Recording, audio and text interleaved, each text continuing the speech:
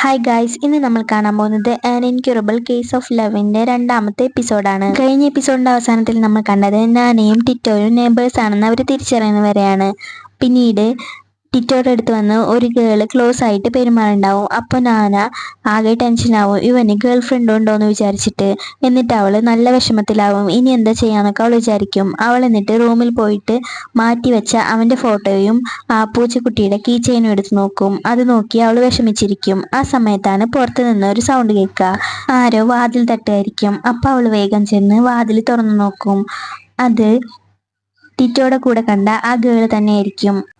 അവളുടെ പേര് ടിൻഡോ എന്നാണ്. അവള് അപ്പാർട്ട്മെന്റിന്റെ മാനേജർ ആയിരിക്കും. നാനയുടെ വീട്ടിൽ നിന്ന് അയച്ച ഒരു പാക്കറ്റ് അവൾക്ക് കൊണ്ടുവന്ന് കൊടുക്കാൻ വേണ്ടി വന്നിരിക്കായിരിക്കും. അവൾ ആദ്യം വിചാരിക്കുക ഇവരെന്തിനാ എനിക്ക് പാക്കറ്റ് തരുന്നതെന്നൊക്കെയാണ്. പിന്നെയാണ് വീട്ടിൽ നിന്നുള്ള പാക്കറ്റാണ് മനസ്സിലാവുക. പിന്നീട് നാനയെ ടിൻഡോ വീട്ടിലേക്ക് ക്ഷണിക്കും, ഒരു ഡ്രിങ്ക്സ് കഴിച്ചിട്ട് പോവാന്നൊക്കെ പറഞ്ഞിട്ട്. അങ്ങനെ നാന ടിൻഡോയുടെ വീടിൻ്റെ ഉള്ളിലേക്ക് കയറും. അവിടെ ഒരു കപ്പൊക്കെ ഇരിക്കണം. അത് കാണുമ്പോൾ അവൾക്ക് നല്ല വിഷമാവും. പിന്നീട് രണ്ടുപേരും കൂടി ഡ്രിങ്ക്സ് കഴിച്ച് സംസാരിച്ചുകൊണ്ടൊക്കെ ഇരിക്കായിരിക്കും. അപ്പോൾ ഇവള് ടിറ്റോയുടെ അസിസ്റ്റന്റ് ആണെന്നൊക്കെ പറയുമ്പോൾ ടിൻഡോ അവളെ വീണ്ടും ഒരു വാര്യരായിട്ട് തന്നെയാണ് കാണുക. അവരങ്ങനെ സംസാരിച്ചുകൊണ്ടിരിക്കുമ്പോൾ ടിറ്റോ കുളി കഴിഞ്ഞിട്ട് വരും. അവൻ എന്നിട്ട് അവളെ നോക്കി നീ എന്താ ഇവിടെ എന്ന് ചോദിക്കുമ്പോൾ അവൾ വേഗം അവിടെ നിന്ന് പോകാൻ തുടങ്ങും. ടിൻഡോ അപ്പോൾ അവളടുത്ത് ചെന്ന് പോകണ്ടെന്ന് പറഞ്ഞ് പിടിക്കും. അപ്പോഴാണ് സിസ്റ്റർ അവൾ പോയിക്കോട്ടെ എന്ന് ടിറ്റോ പറയുക. അപ്പോഴാണ് നാനയ്ക്ക് മനസ്സിലാവുക അത് ടിറ്റോയുടെ സിസ്റ്റർ ആണെന്ന്. നാന അപ്പോൾ വീണ്ടും ഡ്രിങ്ക്സ് കഴിക്കാൻ റെഡിയാവും. രണ്ടുപേരും കൂടി ഇന്ന് ഡ്രിങ്ക്സ് കഴിച്ചുകൊണ്ടിരിക്കുകയായിരിക്കും. അങ്ങനെ കുടിച്ചുകൊണ്ടിരിക്കുന്ന സമയത്ത് നാന വീണ്ടും ടിറ്റോയുടെ കൂടെ സുഖമായി ജീവിക്കാന്നൊക്കെ മനസ്സിൽ വിചാരിക്കും. അവൾ എന്നിട്ട് അവൻ്റെ കൂടെയുള്ള നല്ല സമയങ്ങളെക്കുറിച്ചൊക്കെ ആലോചിച്ചുകൊണ്ടിരിക്കും. അവൾ അങ്ങനെ ആലോചിച്ചുകൊണ്ടിരിക്കുമ്പോൾ ടിറ്റോ വേഗം വീണ്ടും അവളുടെ അടുത്ത് പറയും ഇനി മുതലെങ്കിലും ജോലി നേരാവണ്ണം ചെയ്തോളുണ്ടോ എന്നൊക്കെ. നിനക്ക് ഒന്നും ചെയ്യാറില്ലല്ലോ എന്നൊക്കെ പറഞ്ഞ് അവളെ കുറ്റപ്പെടുത്തുന്നുണ്ടാവും. അപ്പോൾ അവൾ ഇനി മുതൽ ജോലി നന്നായി ചെയ്യാൻ തീരുമാനിക്കും. അടുത്ത ദിവസം ഓഫീസിലെ എല്ലാവരും കൂടി സംസാരിച്ചുകൊണ്ടിരിക്കുകയായിരിക്കും. ടിറ്റോ ആണെങ്കിൽ അവൻ്റെ ഫുഡ് മേടിക്കാൻ വേണ്ടി പോയിരിക്കായിരിക്കും. പക്ഷെ അവന് ഇഷ്ടപ്പെട്ട ഫുഡ് അവിടെ ഉണ്ടാവില്ല. അവൻ തിരിച്ചു വരുന്നുണ്ടാവും. ഓഫീസിലാണെങ്കിൽ എല്ലാവരും ടിറ്റോനെ കളിയാക്കിക്കൊണ്ട് ഓരോന്ന് പറഞ്ഞുകൊണ്ടിരിക്കുകയായിരിക്കും. നാനയാണെങ്കിൽ ഞാൻ എങ്ങനെയെങ്കിലും അവനെ സെറ്റാക്കുന്നൊക്കെ പറഞ്ഞുകൊണ്ടിരിക്കുകയായിരിക്കും. അപ്പോഴാണ് അവൻ്റെ ബാക്കിൽ നിന്ന് ഒരു സൗണ്ട് കേൾക്കുക. ടിറ്റോ അവിടെ എത്തിയിട്ടുണ്ടാവും. ടിറ്റോയെ കണ്ട് നാന ഷോക്കാവും.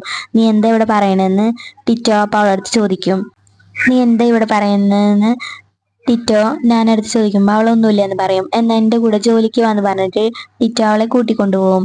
രണ്ടുപേരും കൂടി എന്നിട്ട് പോകുമ്പോൾ നാന വാ തോരാതെ സംസാരിച്ചുകൊണ്ടിരിക്കും. അവനപ്പോൾ ദേഷ്യം വരും. എൻ്റെ കൂടെ വരുമ്പോൾ ഇനി അധികം സംസാരിക്കാൻ പാടില്ല എന്ന് പറഞ്ഞ് അവളുടെ കവള് പിടിച്ച് അവൻ ഞെക്കും.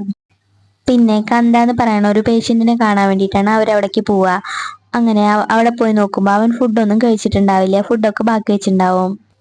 അവള് നല്ല നേഴ്സാൻ വേണ്ടി അവിടെ കണ്ട കാര്യങ്ങളൊക്കെ നോട്ട് ചെയ്ത് വെക്കും. പിന്നീട് അവള് ഇഞ്ചക്ഷൻ ചെയ്യാൻ വേണ്ടി പോവായിരിക്കും. അവൾ അങ്ങനെ കുറെ നേരം പ്രാർത്ഥിച്ച് നല്ല രീതിയിൽ തന്നെ ഇഞ്ചക്ഷനൊക്കെ ചെയ്യും. അത് കഴിഞ്ഞപ്പോൾ അവൾക്ക് നല്ല സന്തോഷമാവും. അവൾ അങ്ങനെ ആ എക്സൈറ്റ്മെന്റിൽ തുള്ളിച്ചാടി നിൽക്കുമ്പോൾ ആ സൂചി അവളുടെ കൈ തന്നെ കുത്തിക്കയറും. അപ്പോൾ ടിറ്റോ അവളെ വീണ്ടും ചീത്ത പറയും. പിന്നീട് അവൾ കൈയൊക്കെ വാഷ് ചെയ്ത് നിൽക്കായിരിക്കും. അപ്പോൾ ടിറ്റോ ജോലിക്ക് വേണ്ടി വിളിക്കുന്നുണ്ടാവും. അപ്പോൾ അവൾ ഞാൻ റെഡിയായി പറഞ്ഞിട്ട് പോവാൻ നിൽക്കുമ്പോൾ തന്നെ ടിറ്റോ അവിടെയുള്ള വേറൊരു നേഴ്സിനെ വിളിച്ചിട്ട് പോവും. അത് ഇവളുടെ കൂടെ തന്നെ ജോയിൻ ചെയ്ത യാക്കി എന്ന് പറയുന്ന നേഴ്സായിരിക്കും. അവളെ കൂട്ടിയിട്ടാണ് ടിറ്റോ പോവുക. അപ്പോൾ നാനയ്ക്ക് ഒരുപാട് വിഷമാവും. കന്തയുടെ ഓപ്പറേഷൻ്റെ ടൈം ആയിട്ടുണ്ട്. കന്തയ്ക്ക് അതിനു വേണ്ടിയുള്ള ചെക്കപ്പ് ഒക്കെ ചെയ്യായിരിക്കും. കന്ത അപ്പോൾ നാന വന്നില്ലേന്ന് ടിറ്റോയുടെ അടുത്ത് ചോദിക്കും. അവളിപ്പോൾ കുറച്ച് കാര്യങ്ങൾ ചെയ്യാണെന്നൊക്കെ ടിറ്റോ കന്തയുടെ അടുത്ത് പറയും. പിന്നീട് നാന കന്തയ്ക്ക് വേണ്ടിയിട്ട് കുറച്ച് ഫുഡൊക്കെ റെഡിയാക്കി കൊടുക്കും. അവൻ്റെ മനസ്സ് ഒന്ന് സെറ്റ് ആവാൻ വേണ്ടിയിട്ട് ഒരു നല്ല സ്ഥലത്തേക്ക് കൊണ്ടുപോവുകയും ചെയ്യും. ഇതേ സമയത്ത് നിഷി ബ്ലഡ് കണ്ടിട്ട് പേടിച്ചിട്ടുണ്ടാവും. ഇതൊക്കെ കണ്ട് നാന ചിരിക്കും. അവളുടെ കയ്യിലത്തെ മുറിവ് അവൾ നോക്കുന്നുണ്ടാവും. അങ്ങനെ അവൾ നന്നായിട്ട് കന്തേനെ കെയർ ചെയ്യുന്നതൊക്കെ മുകളിൽ നിന്ന് ടിറ്റോ നോക്കി നിൽക്കുന്നുണ്ടാവും. പിന്നീട് നാന ടിറ്റോയ്ക്ക് വേണ്ടി ക്രീം ബണ്ണൊക്കെ കൊണ്ടുവന്ന് അവൻ്റെ മേശയിൽ വയ്ക്കും. അപ്പം അവൻ്റെ ഫോട്ടോ കാണും. അവൾ അത് നോക്കി ചിരിച്ചുകൊണ്ട് നിൽക്കുമ്പോൾ ടിറ്റോ അവിടേക്ക് വന്നിട്ടുണ്ടാവും. ടിറ്റോ എന്നിട്ട് അവളടുത്ത് സംസാരിച്ചുകൊണ്ട് നിൽക്കുമ്പോൾ തന്നെ അവിടേക്ക് കസൂക്കിയും വന്നിട്ടുണ്ടാവും. കസൂക്കി അപ്പോൾ നമുക്കിപ്പോൾ ട്രയാങ്കിൾ കളിച്ചാലോ, നമുക്ക് രണ്ടുപേർക്കും ഡേറ്റ് ചെയ്യാന്ന് ഇപ്പോൾ അവൻ്റെ അടുത്ത് പറയാന്ന് പറയും. അവനത് കേൾക്കുമ്പോൾ പക്ഷേ ഇൻട്രസ്റ്റ് ഒന്നും ഉണ്ടാവില്ല. അവൻ അവളെന്നെ ഇൻസൾട്ട് ചെയ്തിട്ട് അവിടെ നിന്ന് വിടുകയും ചെയ്യും. പിന്നീട് കാണിക്കുന്ന നിഷേനെയാണ്. നിഷിക്ക് ആ തിയേറ്ററിൽ കണ്ട പെൺകുട്ടിയുടെ അടുത്ത് ക്രഷ് തോന്നിയിട്ടുണ്ടാവും. അവൻ വീണ്ടും അവളെ കാണാൻ വേണ്ടി പോവും. എന്നിട്ട് അവൾക്ക് കാർഡൊക്കെ കൊടുത്ത് അവളെന്നെ വീണ്ടും കോണ്ടാക്ട് ചെയ്യാന്നൊക്കെ പറയും. അവള് ടിറ്റോയുടെ ചേച്ചി തന്നെയാണ്. പിന്നീട് അപ്പാർട്ട്മെന്റിൽ തന്നെ വെച്ച് നാന കസൂക്കിനെ മീറ്റ് ചെയ്യും. കസൂക്കി അവളുടെ മുകളിലത്തെ ഫ്ലാറ്റിലാണ് താമസിക്കുന്നുണ്ടാവുക. അവള് ടിറ്റോ കന്തയുടെ ഓപ്പറേഷൻ കാരണം കൊണ്ട് ഓഫീസിൽ തന്നെ ഉറങ്ങണമെന്ന് അറിയും. എന്നിട്ട് നാന നേരെ ഓഫീസിലേക്ക് പോകും. അവിടെ ചെല്ലുമ്പോൾ അവൻ ഉറങ്ങായിരിക്കും. അവനെ കണ്ട് എന്ത് ക്യൂട്ടാന്നൊക്കെ പറഞ്ഞു നിൽക്കുന്ന സമയത്ത് തന്നെ അവൻ ഉണർന്നിട്ടുണ്ടാവും. അവൾ എന്നിട്ട് അവൻ്റെ അടുത്ത് ഞാനും ഉള്ളിക്കരട്ടെ, ഓപ്പറേഷന് എന്തൊക്കെ ചെയ്യണമെന്ന് ഞാനും വാച്ച് ചെയ്യട്ടെ എന്നൊക്കെ ചോദിക്കുമ്പോൾ അവൻ സമ്മതിക്കും. അങ്ങനെ കന്തേനെ ഓപ്പറേഷന് വേണ്ടിയിട്ട് എല്ലാവരും കൂടി റെഡിയാക്കും. അപ്പോഴാണ് അപ്പുറത്തെ ബെഡിലെ രോഗിക്ക് ഒരു സാധനം വേണ്ടി വരിക. ഞാൻ അപ്പോൾ അത് മേടിക്കാൻ വേണ്ടി പോവും. ആ സമയത്ത് തന്നെ കന്തയ്ക്ക് വയ്യാതാവും. അവൾ തിരിച്ചു വരുമ്പോഴേക്കും കന്തേനെ ഓപ്പറേഷൻ തിയേറ്ററിലേക്ക് കൊണ്ടുപോയിട്ടുണ്ടാവും. അവിടെ അവൻ ശ്വാസം കിട്ടാതെ നന്നായി ബുദ്ധിമുട്ടുന്നതാണ് നാന പോയി നോക്കുമ്പോൾ കാണുക. അങ്ങനെ അവൻ മരിച്ചിട്ടുണ്ടാവും. അവൻ മരിച്ചപ്പോൾ അവൾക്ക് നല്ല വിഷമായിട്ടുണ്ടാവും. അവൾ കുറച്ചെങ്കിലും ക്ലോസ് ആയി പെരുമാറിയത് അവൻ്റെ അടുത്ത് മാത്രമായിരിക്കും. ടിറ്റോയും അവൻ്റെ പേഷ്യൻ്റ് മരിച്ചതിൽ നല്ല വിഷമത്തിലായിരിക്കും. അപ്പോൾ അവനെ കസൂക്കി ആശ്വസിപ്പിക്കും. ആ സമയത്ത് തന്നെ അവൻ്റെ മനസ്സിലേക്ക് ഒരു ഫ്ലാഷ് ബാക്കും വരുന്നുണ്ടാവും. അവൻ അതും ആലോചിച്ചിരിക്കും. പിന്നീട് നാന കണ്ട അവളെ കുറിച്ച് ഒരു ബുക്കിൽ കുറച്ച് കാര്യങ്ങൾ നോട്ട് ചെയ്ത് വെച്ചിട്ടൊക്കെ ഉണ്ടാവും. അതൊക്കെ കണ്ട് വിഷമിക്കും.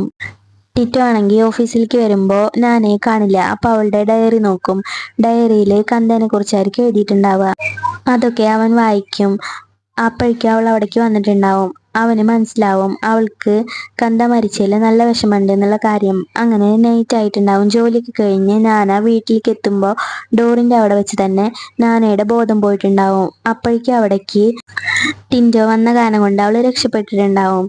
അവൾ എന്നിട്ട് ബോധം വന്ന് കണ്ണ് തുറന്നു നോക്കുമ്പോൾ അവളുടെ ബെഡിൽ ടിറ്റോ ഇരിക്കുന്നുണ്ടാവും. അവളുടെ ബ്ലഡ് ഷുഗറൊക്കെ താഴ്ന്നു പോയിട്ടുണ്ടെന്ന് പറഞ്ഞിട്ട് അവൻ അവൾക്ക് മരുന്നൊക്കെ എടുത്തു കൊടുക്കും. അവൾ എന്നിട്ട് കന്തേനെ കുറിച്ച് ആലോചിക്കുന്നുണ്ടാവും. അവൾക്ക് നല്ല വിഷമാവും. അവൾ കരയാൻ തുടങ്ങും. അവൾ അവനെ കുറിച്ച് ആലോചിച്ചിട്ട് ഞാൻ ഈ ജോലി ക്വിറ്റ് ചെയ്യാൻ പോവാണെന്നൊക്കെ പറയും. അവൾ എണീറ്റ് നടക്കാൻ തുടങ്ങുമ്പോഴേക്കും അവൾ താഴെ ഉണ്ടാവും. അവളെ തന്നെ ടിറ്റോ താങ്ങി പിടിക്കും. എന്നിട്ട് ആശ്വസിപ്പിക്കുന്നുണ്ടാവും. അവളെ ചേർത്ത് പിടിച്ചിട്ടുണ്ടാവും. അവൾക്ക് അത് തന്നെ ഒരു ആശ്വാസമായിരിക്കും. കന്ത മരിച്ചപ്പോൾ ഹോസ്പിറ്റലിൽ എല്ലാവർക്കും ഒരേപോലെ തന്നെ വിഷമമുണ്ടാവും. ടിറ്റോ ആണെങ്കിൽ നാനയെ ആശ്വസിപ്പിക്കും. എന്നിട്ട് അവളെ ബെഡിലേക്ക് ഇരുത്തും.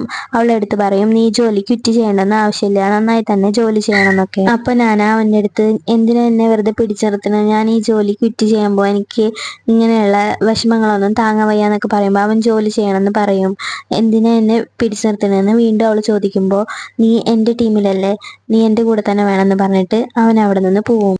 അവൻ അങ്ങനെ റൂമിൽ പോയിട്ടും അവനൊരു സമാധാനം ഉണ്ടാവില്ല. തിരിച്ചു വന്ന് നോക്കുമ്പോൾ കസൂക്കിയും നാനയും കൂടി സംസാരിക്കണതാണ് അവൻ കാണുക. അപ്പൊ അവൻ അവർ രണ്ടുപേരും നോക്കിക്കൊണ്ട് നിൽക്കും. ഇതോടെ ഈ എപ്പിസോഡ് അവസാനിക്കുകയാണ്. നിങ്ങൾക്ക് ഈ ഡ്രാമ ഇഷ്ടപ്പെട്ടെങ്കിൽ എൻ്റെ ചാനൽ സബ്സ്ക്രൈബ് ചെയ്യാനും ലൈക്ക് ചെയ്യാനും കമന്റ് ചെയ്യാനും പുതിയൊരു എപ്പിസോഡായിട്ട് നമുക്ക് വീണ്ടും കാണാം.